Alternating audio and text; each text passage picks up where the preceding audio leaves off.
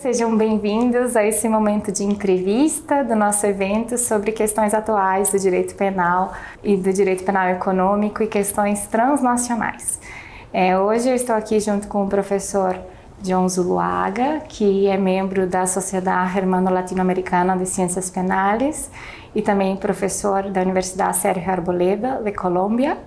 E com nosso convidado, o professor Jesus Maria Silva Sánchez, professor catedrático de Direito Penal da Universidade Pompeu Fabra, na Espanha. E nós decidimos, então, fazer algumas perguntas introdutórias sobre como foi o nosso evento, como foi essa manhã de início dos nossos debates. Então, eu começo a primeira questão, professor, como foi estar no nosso evento? Como o senhor se sentiu com essa ideia do Instituto Brasileiro de Direito Penal Econômico e a Sociedade Germano-Latino-Americana de integração latino-americana, de debate aberto e democrático de algumas questões do direito penal? E como foi essa sua experiencia hoy? Muchas gracias. Pues la verdad es que ha sido una experiencia muy interesante, primero porque tenía muy limitados conocimientos de esta colaboración entre una asociación como la Brasileira de Derecho Penal Económico y la sigla, y me ha parecido que la interacción de la Universidad Federal del Paraná con sigla, con la Asociación Brasileira de Penal Económico, pues ha generado una sinergia muy interesante. Yo me he sentido muy bien en la ponencia y en la discusión de la ponencia. Me parece que es una iniciativa muy bonita, primero, y también muy fructífera, que va a ser muy fructífera, que se trata de que, hombre, pues todos los penalistas de la región, de todo lo que es Sudamérica, pues compartan experiencias, analicen el derecho penal desde esa perspectiva común, que al fin y al cabo es única la región, y además utilicen indistintamente las dos lenguas, que son perfectamente aptas para una conversación de bilingüismo activo o pasivo. Me parece que todo eso es un logro excepcional y realmente me llevó una experiencia muy favorable y muy bonita de esta estancia en Curitiba. Alegría. Profesor Silva, sea la ocasión para reiterarle nuestro agradecimiento por su apoyo y por su acompañamiento, por su visita una vez más a Latinoamérica. Y sobre eso quisiera preguntarle, sus vínculos con el continente son muy extensos y históricos también, sí, pero particularmente su relación con Brasil, cómo nace, cómo surge y cómo ha evolucionado sus vínculos y sus lazos con Brasil y los penalistas brasileños. Pues la vinculación nace de la mano de un profesor que murió, profesor Chávez Camargo, que tenía un grupo de discípulos y leyó en algún momento mi libro de 1992, La aproximación al derecho penal contemporáneo, y quiso conocerme y quiso que viniera al Brasil. Entonces, pues en distintos escenarios me fui encontrando con profesores vinculados a la figura de Chávez Camargo, hasta que pues progresivamente pues me fui vinculando con la USPI, con profesores de la USPI. Es quizá pues en estos últimos, debe ser 20 y tantos años de venir por el Brasil, pues la mayor parte de las veces ha estado vinculada a la USPI, también a Brasilia o a Salvador de Bahía, pero muy fundamentalmente a la USPI, y ahora pues al estado de Paraná, que es la primera vez que visito, pero muy contento para una persona que se apellida Silva, el portugués y el Brasil son importantes, como se puede imaginar, o sea que muy contento. Sí. Profesor, cuando estamos en nuestros estudios predoctorales, vamos encontrando muchos profesores o impropiamente llamados maestros que van de cierta manera cambiando nuestra vida y haciendo un gran impacto en nosotros. Y nos gustaría preguntarle ¿Cuáles fueron los libros que más impactaron en usted durante esta formación? ¿Cuáles fueron los contactos que fueron decisivos en su formación, en esa decisión de ser penalista y, en fin? Pues la verdad es que yo no quería ser penalista, esa es la realidad. Yo quería ser civilista, porque el derecho civil en mi familia pues tenía un gran predicamento, derecho romano, derecho civil, o sea, el derecho con mayúsculas, pero conocí a Mir Puig, a Santiago Mir Puig, en el segundo año de estudio. Me leí su libro de la introducción a las bases del derecho penal y eso ya me impactó mucho. Y Mir no quería que me dedicara yo al penal. Usted dedíquese al civil, que eso es lo importante. Pero cuando ya empecé a insistirle, pues me dijo, pues muy bien, pues usted siga estudiando, saque matrículas de honor en todas las materias y después nos vemos. Entonces él ya me fue marcándome, ¿de qué me habló? Me habló de Roxin, obviamente política criminal y sistema del derecho penal.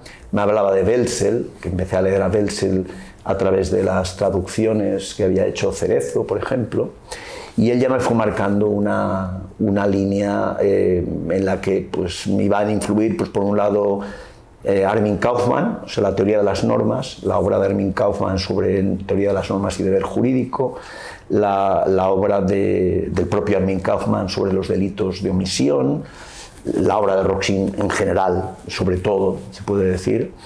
Y poco a poco pues me fueron influyendo, pues, digamos, fundamentalmente los autores de la escuela de Roxin. Más tarde Jacobs, pero hay que decir que Roxin, Schünemann, Volta son autores que me han influido, Frisch, o sea, toda esta familia de penalistas me influyó. Y si tuviera que hacer una secuencia de libros, pues diría eso: Introducción a las bases del derecho penal, Política criminal y sistema del derecho penal, Teoría de las normas de Armin Kaufmann, y luego ya te vas sumergiendo en todo a la vez.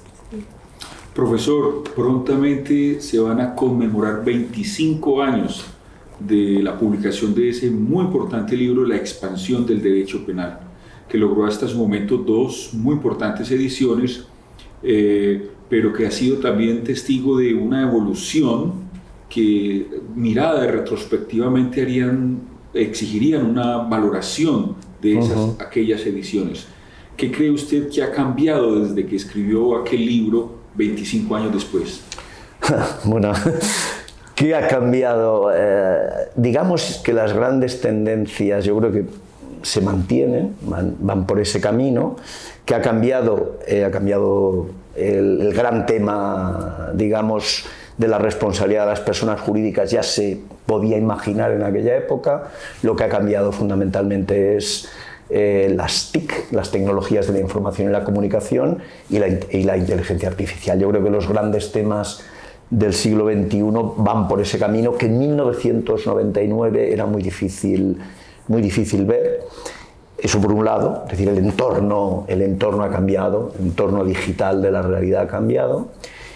Y lo que creo que también ha cambiado en otra dimensión es un poco el escepticismo ante las reformas. Yo creo que hay un cierto escepticismo ante la posibilidad de cambiar el sistema jurídico, los conceptos básicos del derecho, como una resignación mayor de la que había hace 30 años, un poco en la academia.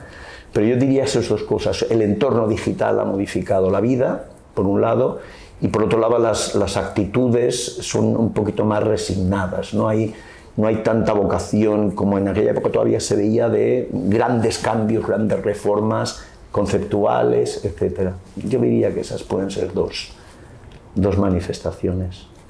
Y profesor, ¿qué lecturas o libros podría indicar a jóvenes estudiantes que están recién empezando este camino académico para que tengan una base hasta para decidir si ser penalistas o civilistas quizás? Pero libros que son esenciales para la formación de un penalista y que usted recomienda la lectura. Yo creo que es muy difícil la pregunta, porque es muy difícil reducir el campo. Yo en primer lugar diría una cosa, que lean algo en inglés, es decir, que lean algún autor norteamericano para situarse también en la cultura norteamericana.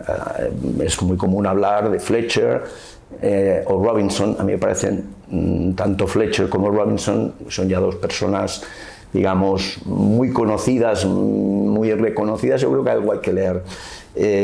Algunas de sus obras fundamentales, pues yo creo que es importante tenerlas en cuenta. Y de nuestra tradición germánica, pues tanto como libros, yo creo que hay que echar una ojeada a los estudios de Derecho Penal de Jacobs, la obra que se tradujo en España en 1997, que me sigue pareciendo muy representativa de lo que es ese enfoque, el enfoque, llamémosle, funcionalista, o el enfoque sistémico, si se quiere, por un lado. De Roxin, pues yo recomendaría todo, pero vuelvo a insistir, creo que Política Criminal y Sistema del Derecho Penal, que es un librito así de pequeñito, pues es muy ilustrativo. Y a pesar de que está un poco pasado de moda, yo diría que hay que releer a Welzel. Y curiosamente, un autor que yo creo que hay que volver a leer a Welzel en cualquiera de los trabajos que escribió, pero para ver un poco el escenario general. Yo creo que la obra de Welzel, insisto, clásica, es muy interesante. Entonces, yo creo que para situarse en derecho penal todavía los puntos de vista fundamentales son Jacobs, Roxin y Welzel, y ahí pues todas las variantes que queramos. Profesor, con usted y muchos profesores de su generación se ha hecho toda una escuela de intercambio con la ciencia penal alemana, donde ahora se pregunta cuál será el futuro de la misma, ¿no? Y que nos replantea otra inquietud, cuál será el futuro del intercambio entre el mundo científico penal hispanoparlante y germanoparlante. ¿Qué consideración tendría usted al respecto? A ver, es otra pregunta muy complicada, pero mi opinión sería la siguiente. En Alemania ahora ya no existe un Metzger, un Welzel, un Roxin, un Jacobs, un Frisch. Yo creo que la generación de los grandes maestros que crean sistemas enteros de pensamiento ha pasado, y por lo tanto esto tiene sus inconvenientes y tiene sus ventajas. El inconveniente es que ya no tenemos, digamos, una doctrina que aprender, que probablemente fue nuestra actitud en los últimos 50 años.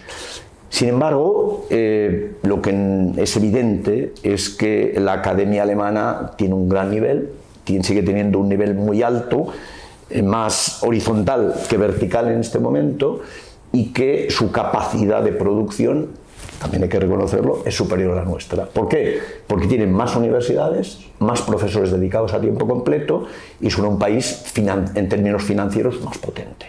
Entonces, ¿qué se puede hacer? Esa es la pregunta de presente y de futuro. Yo creo que se abre un camino de intercambio que sigue siendo muy interesante para quienes no pertenecemos a la cultura angloamericana ni tampoco a la alemana, y estamos en un tercer mundo, los que hablamos español, italiano y portugués, estamos en ese. Entonces yo creo que tenemos que ser selectivos en el intercambio, a la vez el intercambio tiene que ser más igualitario. Eso es mi condición sine qua non. Bueno, yo ya soy mayor, pero creo que tiene que ser un intercambio, como dicen los alemanes, auf Augenhöhe, es decir, de igualdad. Entonces, yo creo que con ese intercambio, reconociendo que ellos tienen mayor productividad, porque tienen mejores entornos institucionales que los que tenemos los demás, yo creo que puede haber un intercambio más igualitario. No estaría mal que ellos aprendieran alguna de las lenguas de uso común entre los países del sur, español, portugués o italiano, lenguas románicas, creo que estaría bien, pero creo que todavía hay futuro en un intercambio y que podemos aprovechar del intercambio con ellos, pero ellos también deberían empezar a valorar el enorme esfuerzo en circunstancias institucionales distintas y sin tener como lengua materna ni el inglés ni el alemán que hacemos nosotros, que estamos manejándonos en 4 y 5 idiomas, trabajando contra viento y marea, se dice en español. Creo que eso lo tienen que entender y lo tienen que valorar, porque es una condición de una mínima igualdad de aportaciones. Ese es mi concepto. Bueno, profesor, ya no seremos tan extensos.